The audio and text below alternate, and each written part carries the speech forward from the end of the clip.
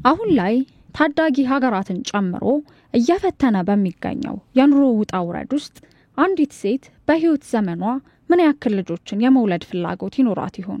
10፣ 20 ወይስ 30? በዛሬው ፕሮግራማችን ገና በ50 ዓመቷ የ53 ልጆች እናት ስለሆነችው አስደናቂ ሴት እናያለን።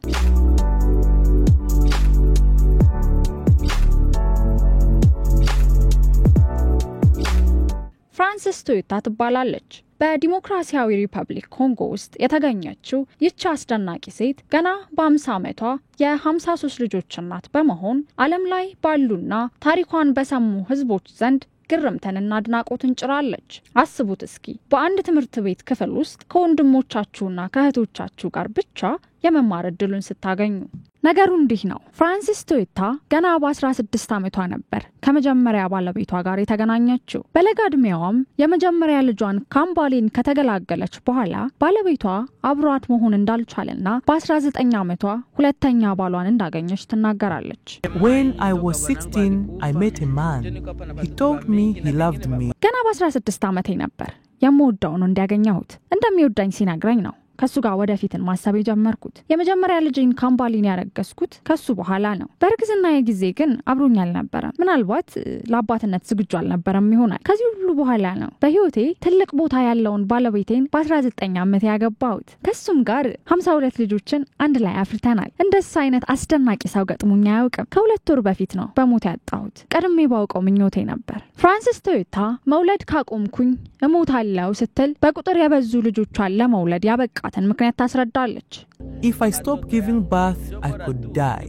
ላለመሞት ነው የምወልደው። ምክንያቱም የተወለድኩት ሃይፐርቮሉሽን ከተባለ በሽታ ጋር ነው። ይህም ማህፀኔ ውስጥ ከአንድ በላይ እንቁላል እንዲፈጠር ያደርጋል። ለዚህም ነው አብዛኛዎቹ ልጆቼ መንታ የሆኑት። ፍራንሲስ ሁሉም ልጆቿ በህይወት ያሉ ሲሆን 52ቱም ልጆቿን በ17 የእርግዝና ጊዜ ነው የተወለዱት። ይህም 2 ጊዜ 5 መንትዮችን፣ 3 ጊዜ 4 መንትዮችን፣ 4 ጊዜ 3 መንትዮችን፣ 2 ጊዜ 5 መንትዮችንና 3 ጊዜ ደግሞ አንዳንድ ልጆችን ተገላግላለች።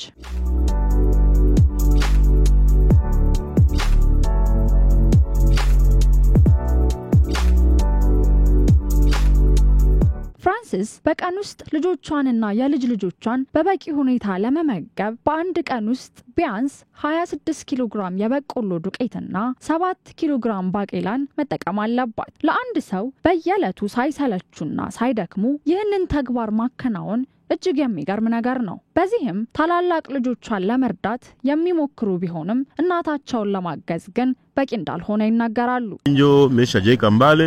My name is Kambali. I am 34 years old and I am Francine's firstborn. ካምባላ እባላለሁ። የመጀመሪያው ልጅ ነኝ። አሁን ላይ 34 ዓመቴ ሲሆን እናቴ ሁለተኛ ባለቤቷን ስታገባ የ2 ዓመት ልጅ ነበርኩ። አባቴ እንደሆነ ያሰብኩ ነው ያደግኩት። በጣም ትሁትና አስተዋይ አባት ነው። የመጀመሪያ ልጅ የሆነው ካምባላ የሁሉንም እህትና ወንድሞቹን ስም ወይንም መልክ የሚያውቅ እንደሆነ ሲጠየቅ እንዲህ ሲል መልሷል። No way. That's impossible. Sometimes I meet them on the street and can't recognize them. አይ እሱም አይታሰብ ነው። አንዳንዴ መንገድ ላይ አገኛቸዋለሁ። በተለይ መጨረሻ ላይ የተወለዱትን መለየት ይከብደኛል። እነሱ መጥተው ቤተሰብ እንደሆኑ ካልነገሩኝ ለማስተዋወስ ይቸግረኛል። ይህም የሚሆነው ለነሱ ግድ ስለሌለኝ አይደለም፣ ነገር ግን 52 ሰውን ማስተዋወስ ይከብዳል ሲል ሙሉ የቤተሰቡን ስምና መልክ እንደማያስታውስ ይገልጻል። አሁን ላይ ካምባላን ጨምሮ 7 ልጆቿ ያገቡና የወለዱ ቢሆንም ልጆቻቸው ቤት ከመቀመጥ ይልቅ አያታቸው ጋር በመሄድ ከአክስትና አጎቶቻቸው ጋር መሆን እንደሚያስደስታቸው ይናገራሉ።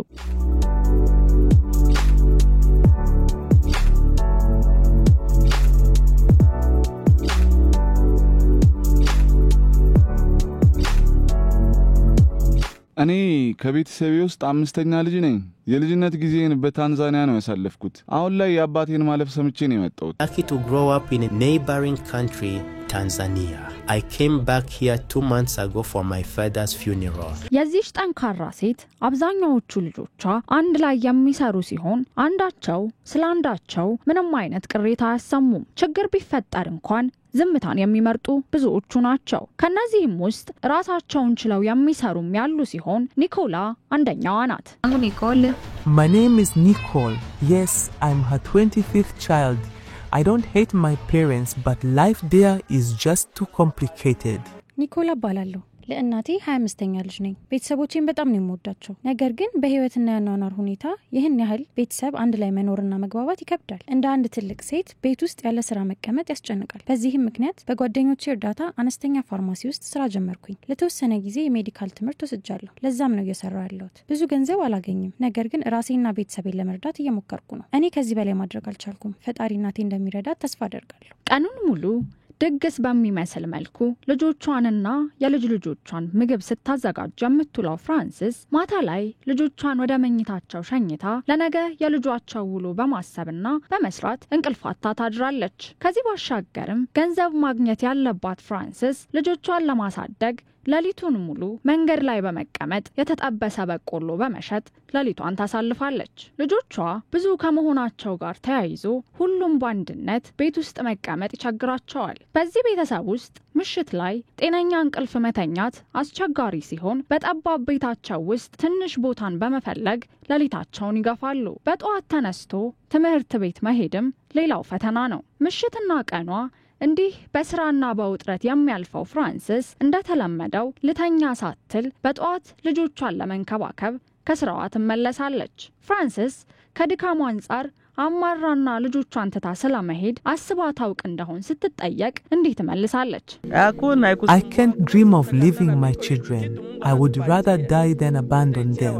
ብዙ ሰዎች ለማደጎ እንድሰጣቸውና እንድተዋቸው ይጠይቁኛል። እኔ ግን በሐሳብ ደረጃ እንኳን ልጆቼን ለመተው አስቤ አላውቅም። ለነሱ እየታገልኩ መሞትን ነው የምመርጠው። የትኛውም ልጅ እንደወልደው ጠይቆኝ አይደለም ወደዚች ምድር ያመጣሁት። ስለዚህ እነሱ ላይ ስለሚፈጠረው እያንዳንዱ ነገር ኃላፊነት አለብኝ።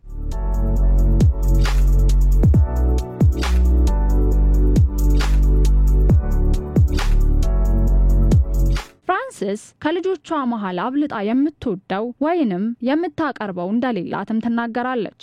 Jealousy has no place in this home. The only problem we face is poverty. ቅናት የሚባል ነገር በመሃላችን የለም። ምክንያቱም ልጆቼንም ይሁን የልጅ ልጆቼን አበላልጫ አላቅም። ቤታችን ውስጥ ከድህነት ውጪ መጋፈጥ ያለብን ትልቅ ችግር የለም ትለናለች። ፍራንሲስን ምናልባት የሁሉንም ልጆችሽን ስምና መልክ አንድ ባንድ ታስታውሽው ይሆን ስትባልም Of course, I can recognize all my children's names. In this world, I know more than 500 people's names, including random people. በትክክል የሁሉንም ልጆችን ስምና መልክ አንድ ባንድ አስታውሰዋለሁ። አንዳንዴ ግን መንትዮችን ጨምሮ ተመሳሳይ መልክ ያላቸው ልጆችን ሳይ ማን ታላቅ እንደሆነ ግራ ይገባኛል። ነገር ግን ስምና መልካቸውን በጭራሽ አልረሳም።